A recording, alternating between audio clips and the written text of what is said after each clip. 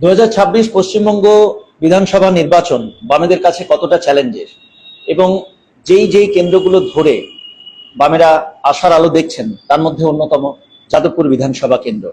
আর 2026 পশ্চিমবঙ্গ বিধানসভা নির্বাচনে যাদবপুর বিধানসভা কেন্দ্রে বামফ্রন্ট মনোনীত সিপিআইএম প্রার্থী বিকাশ রঞ্জন ভট্টাচার্য রাজ্য রাজনীতির একজন পরিচিত মুখ, জনপ্রিয় মুখ এবং দীর্ঘ রাজনৈতিক অভিজ্ঞতা।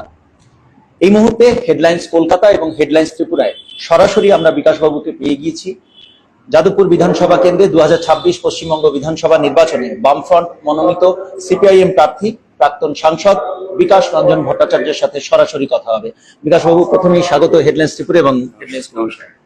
প্রথমেই যেটা জানার বিষয়, আপনার উপর দলের ভরসা এবং দীর্ঘ বছর ধরে রাজনীতির সঙ্গে যুক্ত আপনি, অনেক উত্থান পতন রাজনীতি দেখেছেন।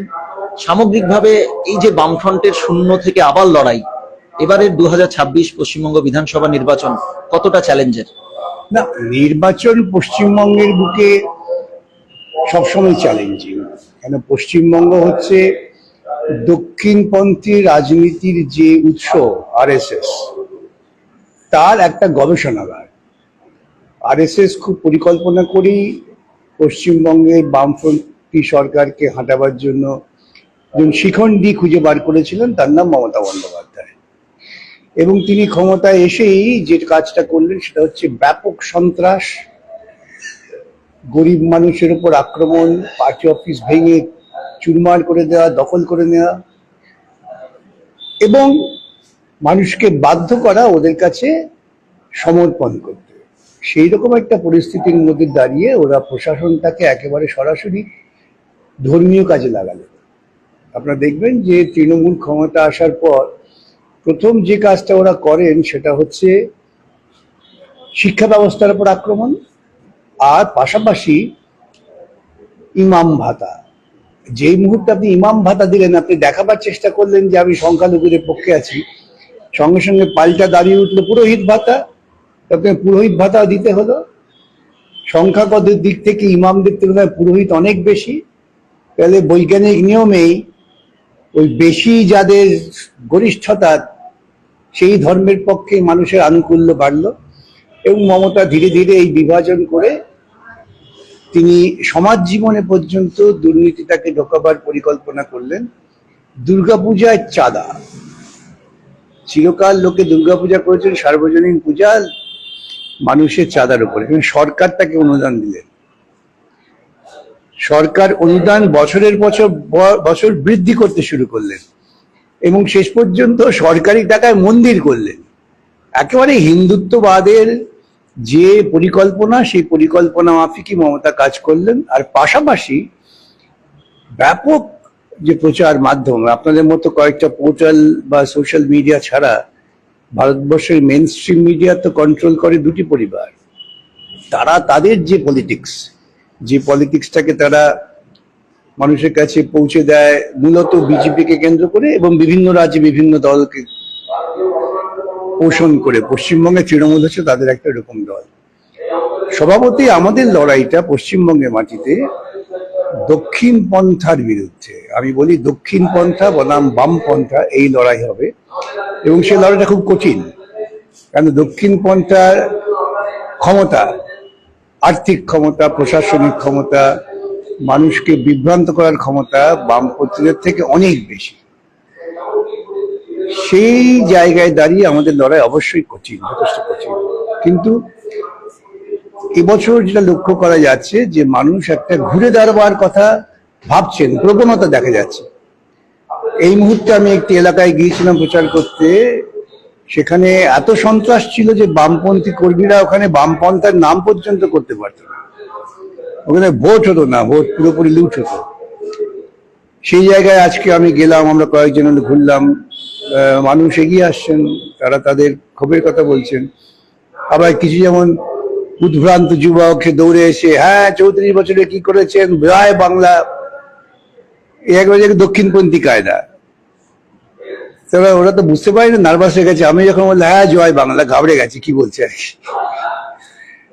এখন সেই জন্য এই সমস্ত কিছুই খুবই জটিল এবং যেটা ইতিবাচক হচ্ছে যে এই শিক্ষার উপরে আক্রমণটা করাতে শিক্ষিত সম্প্রদায় তারা নতুন ভাবছে, এই একটা ইতিবাচক।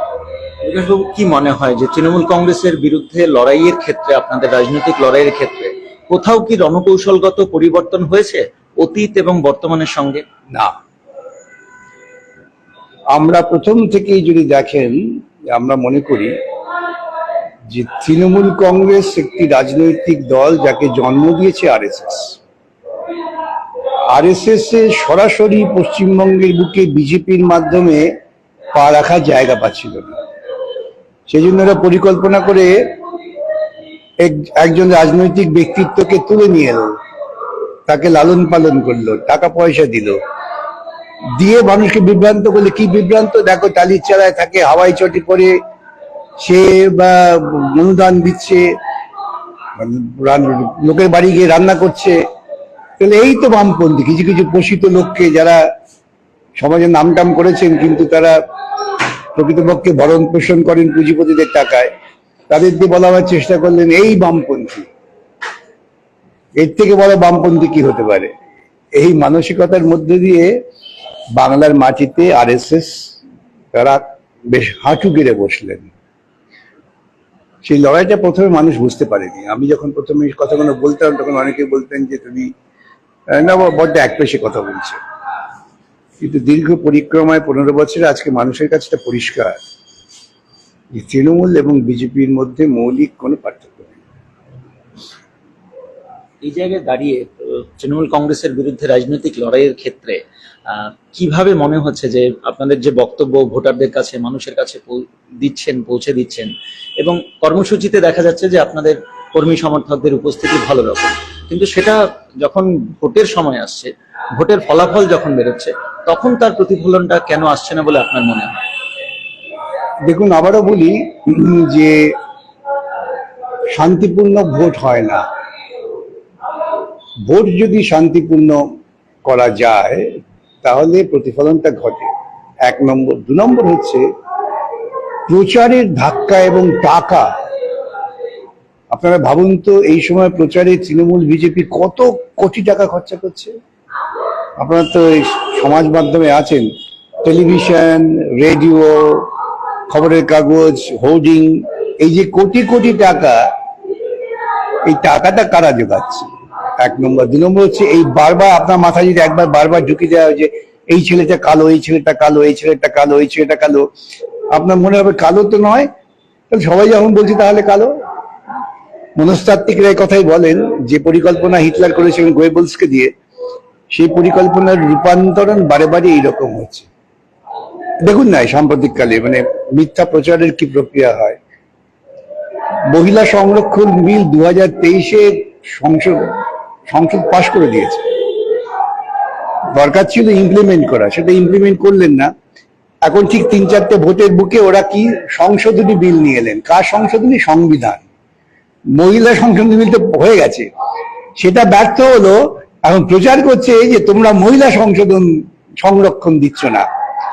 এই মিথ্যা প্রচার লোকে ধরে ফেলেছে যে এটা ছিল সংবিধান সংশোধন করছে তুমি ডিলিমিটেশন করার জন্য, এসে মহিলাদের সংরক্ষণের কি সম্পর্ক? কিন্তু প্রচারের ধাক্কা দেখুন, কিছু লোক বলবে হ্যাঁ কিছু মহিলাকে নামিয়ে দেওয়া হয়েছে, তারা বলছে না আমাদের অধিকার। জিজ্ঞেস করুন কি ফান্ডামেন্টালি আপনার এই বিলের সঙ্গে অধিকারটা কোথায়? এখন যার ফলে ওরা দেখবেন সোশ্যাল মিডিয়াকে কন্ট্রোল করতে চায়, কারণ এই সোশ্যাল মিডিয়ার মধ্যে দিয়ে আমাদের কথাগুলো পৌঁছচ্ছে। সোশ্যাল মিডিয়া একটা চ্যালেঞ্জ হয়ে দাঁড়িয়েছে, তাই আইন আনছে সোশ্যাল মিডিয়াকে কন্ট্রোল করো। আপনাকে প্রত্যেকটা ঘটনার পেছনে পারম্পর্য যদি খুঁজে বার করেন তাহলে দেখবেন যে শাসক দল চেষ্টা করছে আপ্রাণভাবে মুক্ত চিন্তা এবং মুক্ত কণ্ঠের পরিবেশটাকে বন্ধ করে দিতে। বিকাশবাবু, আপনি দীর্ঘ বছর ধরে রাজনীতির সঙ্গে যুক্ত, এবং এটা তো স্বীকার করবেন যে রাজনীতিতে সংগঠন একটা গুরুত্বপূর্ণ ভূমিকা পালন করে।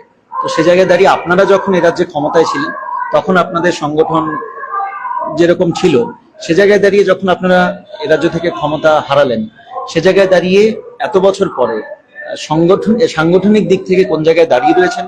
কি মনে হচ্ছে যে 2011-তে ক্ষমতা হারানোর পর সে বর্তমান সময়ে এসে দাঁড়িয়ে সাংগঠনিক দিক থেকে কতটা শক্তিশালী? বা কতটা গুছিয়ে নিতে পেরেছেন? 2011-র পর যে সন্ত্রাসের মুখে দাঁড়িয়ে সংগঠন ভেঙে চুরে তছনছ হয়েছে, এই সত্যটাকে মানিয়ে। তারপর থেকে আমরা ধারাবাহিকভাবে চেয়েছি মানুষকে ধীরে ধীরে ধীরে সংগঠিত করতে। মানুষ সংগঠিত হয়েছে।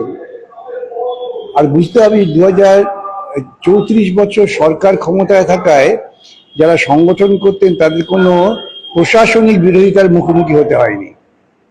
কিন্তু এখন সংগঠন করতে গেলে প্রশাসনিক বিরোধিতা, গুন্ডাদের বিরোধিতা, সব রকম বিরোধিতার মুখোমুখি হতে হচ্ছে। দুটোর একটা অবস্থানগত গুণগত পরিবর্তন হয়েছে।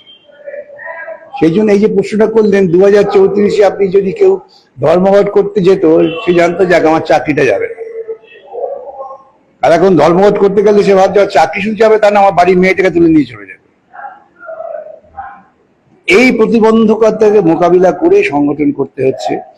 এবং সাম্প্রতিককালে বিশেষ করে নতুন প্রজন্মের ছেলে মেয়েরা সংগঠনে আসার পর এই সাংগঠনিক চেতনাটা বৃদ্ধি পেয়েছে এবং লোকে বুঝতে পারছে যে মানুষ যখন সহ্য সীমা শেষ প্রান্তে পৌঁছে যায় তখন সংগঠনকে অসংগঠন মানুষ বিদ্রোহ করে।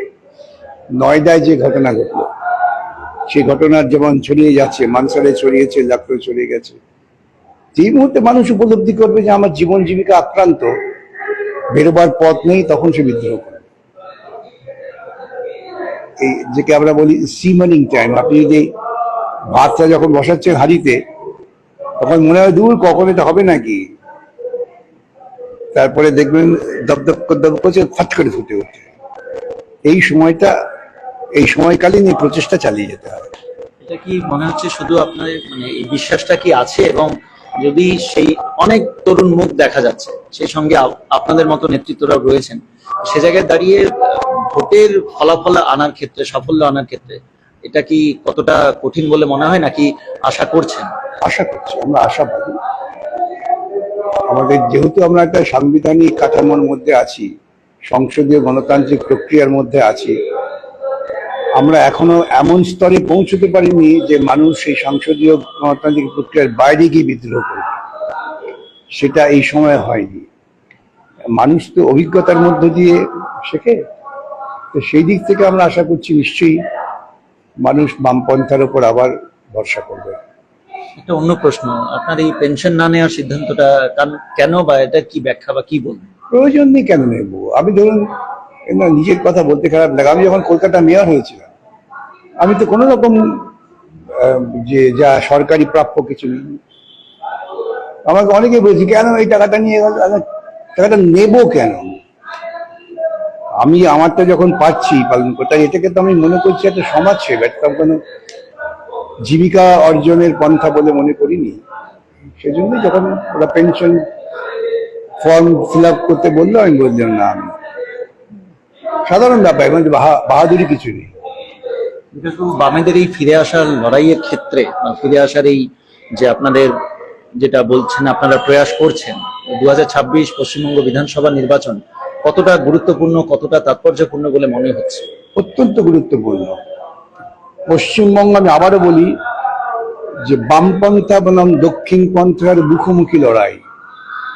সে লড়াইয়ে যদি দক্ষিণ পন্থা জেতে, তাহলে ভারতবর্ষের বুকে দক্ষিণপন্থী শক্তি বাড়বে। আর এই লড়াইয়ে যদি বামপন্থীরা জেতে, তাহলে ভারতবর্ষের বুকে দক্ষিণপন্থী শক্তির অবসান হওয়ার যাত্রা শুরু হবে। আপনার বিধানসভা কেন্দ্রে আপনি কি মনে হচ্ছে, আপনি কতটা আশাবাদী এবং এই ক্ষেত্রে, এবং এখনো পর্যন্ত যা প্রচার করলেন বা আগামী যে পরিকল্পনা রয়েছে প্রচারের, কিভাবে সাজাচ্ছেন এবং কতটা আশাবাদী? দেখুন, আমরা আশাবাদী। আমরা ঘুরছি, মানুষের সঙ্গে কথা বলছি, মানুষের শারীরিক ভাষা ইতিবাচক বলে মনে হচ্ছে, এর বেশি কিছু বলতে পারবো না। আমরা আশা করবো যে এবার বামফ্রন্ট তার উপরে জিতবে। প্রচারের ইস্যু কি থাকছে? না, একটাই ইস্যু, দুর্নীতি। প্রশাসনকে ব্যবহার করে দুর্নীতি করা এবং মানুষকে ক্রমশ অনুগৃহীত করে রাখা। এই যে ওরা গর্ব করে বলে জন্ম থেকে মৃত্যু পর্যন্ত ভাতা, এটা যে মানুষের শ্রমশক্তির ওপর কত বড় অপমান, এটা মানুষ বুঝতে শিখছে। আমরা বলছি মানুষকে তুমি ক্ষমতায়িত করো, সে নিজের শ্রম দ্বারা নিজের জীবিকা অর্জন করবে, তার মধ্যে যে সম্মান, সেই সম্মানটাকে তুমি পরিণত করছো অপমানে। অনুগ্রহটা একটা অপমান। এই দৃষ্টিভঙ্গির পার্থক্য এটা।